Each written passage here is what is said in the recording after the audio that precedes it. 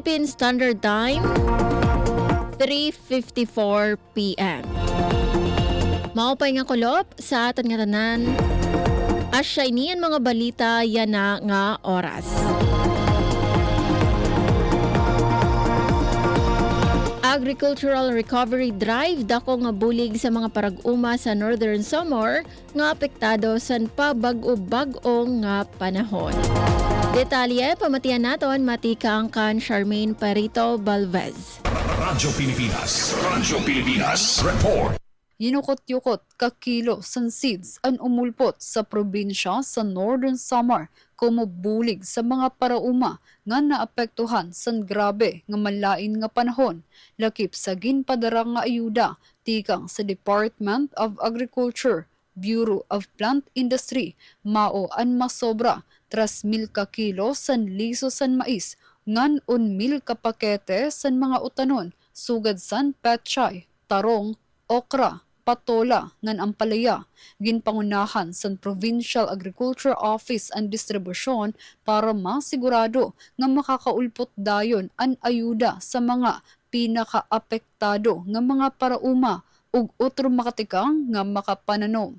Nagpasalamat naman sa 2nd District Congressman Edwin Ongchuan sa opisina sa DA sa dagmit nga pagbaton para mahibalik ang produksyon ug panginabuhian san mga Nortehanon nga mga parauma.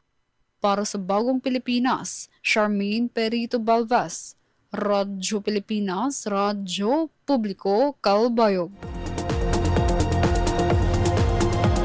Para sa aton katapusan nga balita, Samar State University na nagbalay sa Manaaki New Zealand Postgraduate Scholarship Forum 2026. Detalye ade sa akon report. Radyo Pilipinas report. Mas ginpakusog pa sa Samar State University o SSU ang global nga akademiko nga pakigsumpayan pinaagi san panagbalay san Manaaki New Zealand Postgraduate Scholarship Forum 2026 sa naglabay nga semana. Nagkateterok sa forum ang mga personahe ng stakeholders san universidad agud magkamayada san mas hilawig nga oryentasyon mahitungod san prestiyoso nga Manaaki New Zealand Scholarship Program. Ini inusa nga inisyatibo sa gobyerno sa New Zealand nga nagsusuporta sa postgraduate nga pag-aram sa mga international nga scholar. Sa mensahe ni University President Dr. Redentor Palencia, ginpabugatan niya ang pagduso sa universidad pakadto sa internationalization ngan academic excellence.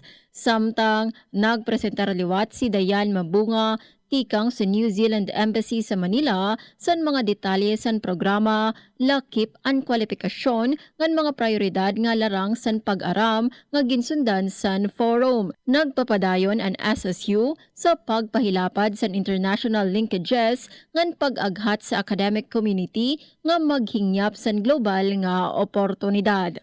Para sa Bagong Pilipinas, Suzette Pratencio, Radyo Pilipinas, Radyo Publiko, Calbayog. Asya do ang kabugusan sa naton mga balita yan na nga oras.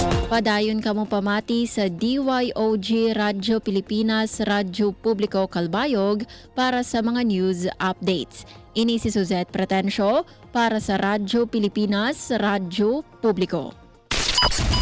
Mula sa pinakamalawak na newsroom sa buong Pilipinas, ito ang Radyo Pilipinas News Update.